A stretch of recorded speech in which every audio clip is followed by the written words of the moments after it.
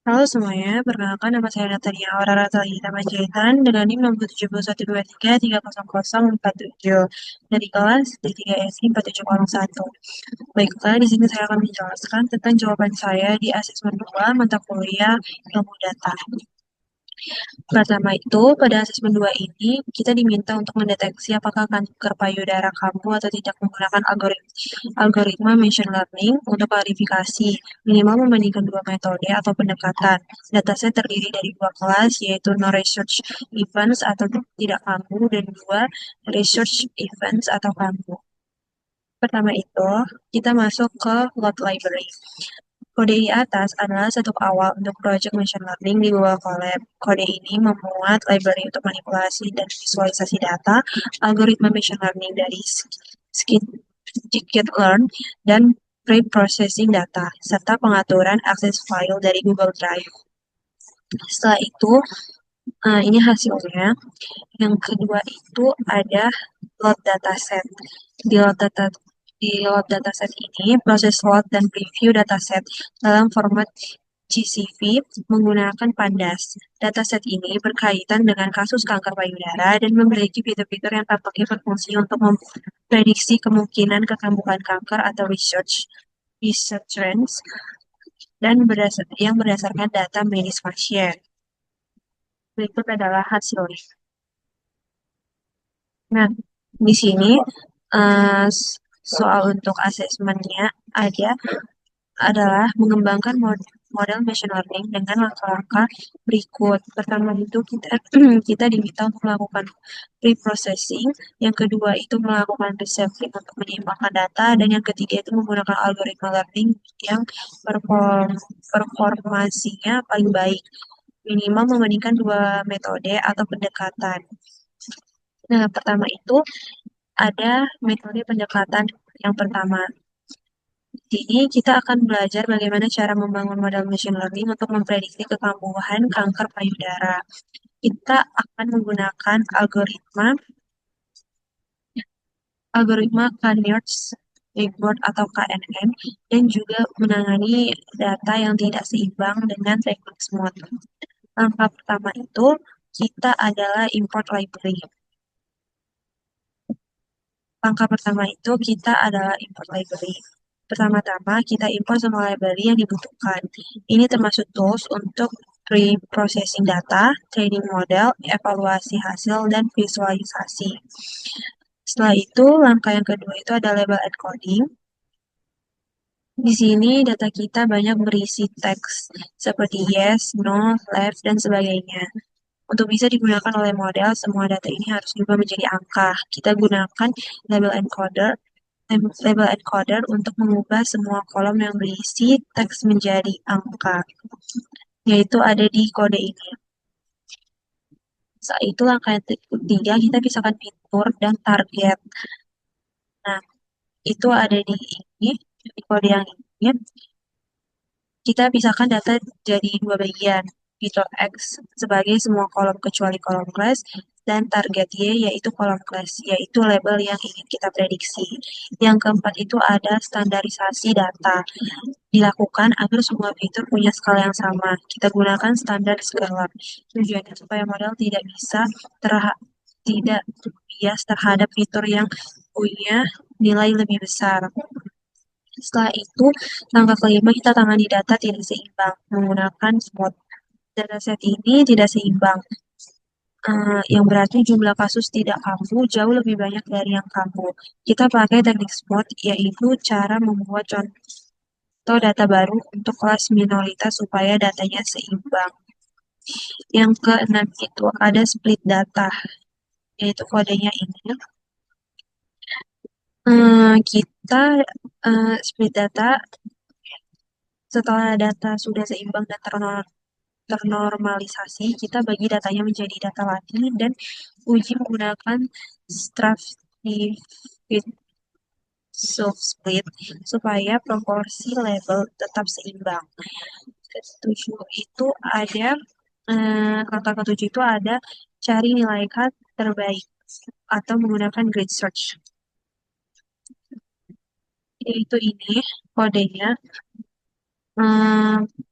Model KN punya satu parameter penting, yaitu jumlah tetangga terdekat atau K. Kita pakai Grid Search CV untuk mencoba berbagai nilai K dari 3 sampai 10 dan mencari mana yang paling baik. Langkah ke-8, latih dan uji model. Di sini kita latih model kalian yang terbaik dari Grid Search dan uji performanya pada data uji. Yang keempat itu ada evaluasi model. Hasilnya kita lihat dari beberapa hal. Ada eh, akurasi, ya, yaitu classification report, precision, recall, dan F1 score. Dan ini. Setelah itu confusion matrix. Eh, setelah itu confusion matrix untuk melihat prediksi benar dan salah. Setelah itu kita juga tampilkan visualisasi dari confusion matrix-nya supaya lebih mudah dipahami, yaitu ini. Dengan pendekatan ini, kita bisa membangun model prediktif yang lebih akurat dan adil untuk memprediksi kemampuan kanker. Selanjutnya ada metode pendekatan yang kedua, yaitu bagian ini. Nah, di bagian ini kita akan mencoba pendekatan kedua, yaitu menggunakan algoritma decision tree untuk memprediksi apakah kanker akan kambuh atau tidak. Langkah pertama, kita mengimport dan training model. Pada kode ini,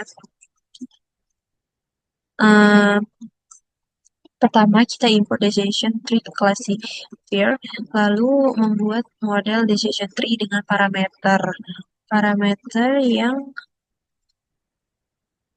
ini yang berfungsi membatasi kedalaman pohon agar tidak overfitting. Setelah itu ada mean sample split sama dengan 4 ini, yaitu not hanya akan di-split jika ada minimal 4 sampel.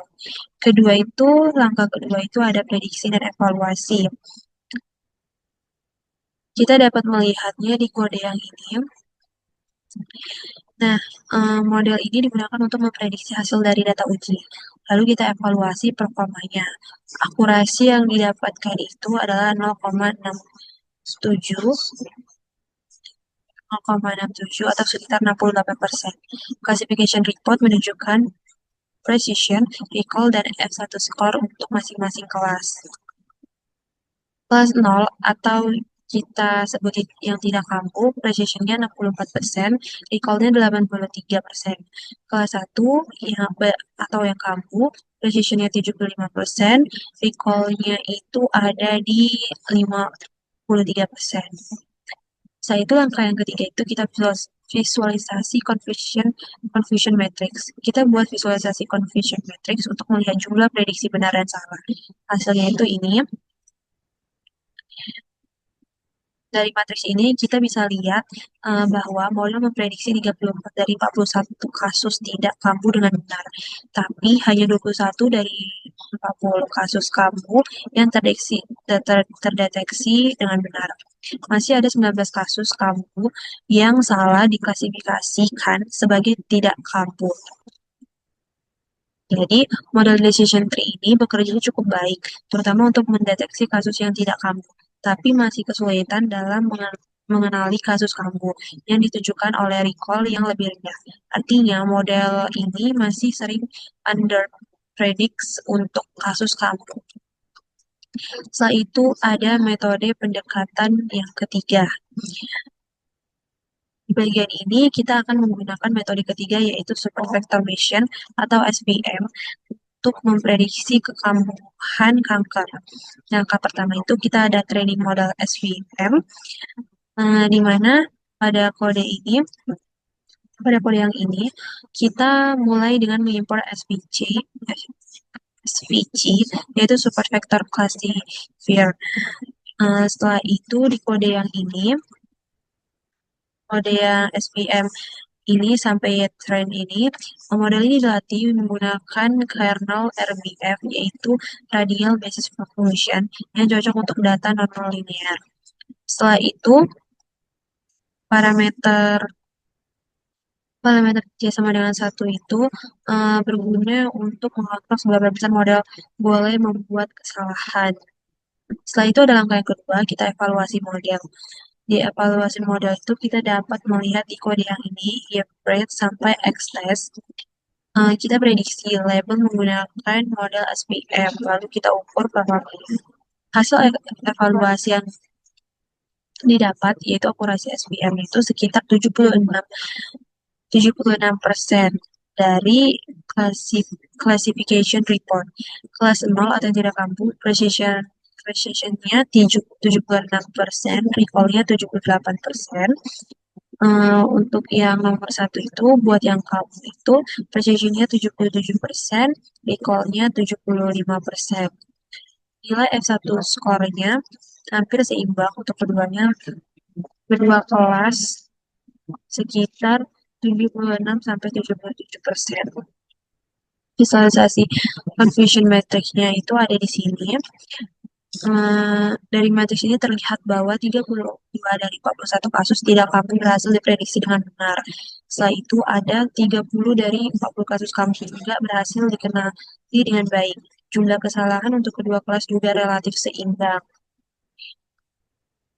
Kesimpulannya adalah model SVM ini menunjukkan performa yang cukup stabil dan seimbang antara kedua kelas.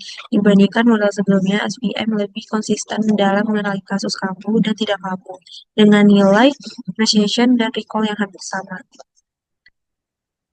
SVM ini bisa menjadi pilihan yang bagus saat kita ingin model yang kuat untuk klasifikasi dua kelas, terutama jika datanya tidak linear.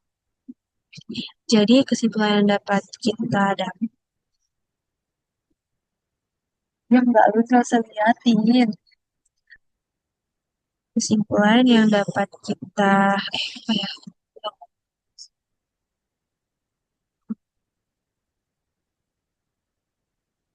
Jadi kesimpulan yang didapat dari tiga metode ini adalah eh, dari salah. Jadi kesimpulan yang didapat dari tiga metode eksperimen ini, kita dapat menggunakan tiga metode machine learning untuk memprediksi apakah kanker payudara akan kambuh atau tidak. Dari yang kita dapatkan, pertama itu ada metode KNN, akurasinya sekitar 79%. Performanya itu sangat baik dalam mengenali kasus tidak kambuh, tapi masih ada kesalahan dalam mendeteksi kasus yang kambuh. Yang kedua itu ada em, decision tree, akurasinya sekitar 68%. Model ini lebih mudah dipahami secara visual, tapi cenderung overfitting pada data kecil. Yang ketiga itu ada SPM atau Support Vector Machine, akurasinya sekitar 76,5%, performanya seimbang antara dua kelas. Recall dan precision cukup konsisten, cocok untuk data yang tidak linear. Jadi perbandingan ringkasnya, metode akurasi recall atau yang kamu eh, KNN itu 79% sedang akurat tapi tidak bias ke kelas dominan. Decision tree 68% rendah, sederhana, tapi kurang stabil. Dan yang metode SPM 76% baik, seimbang, dan konsisten. Kesimpulannya, jika kita fokusnya adalah deteksi yang lebih stabil dan seimbang, maka SPM adalah pilihan yang cukup baik. Namun KNN bisa menjadi alternatif jika kita ingin akurasi tinggi, meskipun perlu lebih hati-hati terhadap data yang tidak seimbang. Sedangkan decision tree cocok untuk eksplorasi awal atau visualisasi keputusan, tapi performanya paling rendah dari ketiganya. Demikian penjelasan jawaban asesmen 3 dari saya. Jika ada kesalahan dan kekurangan, saya mohon maaf. Terima kasih.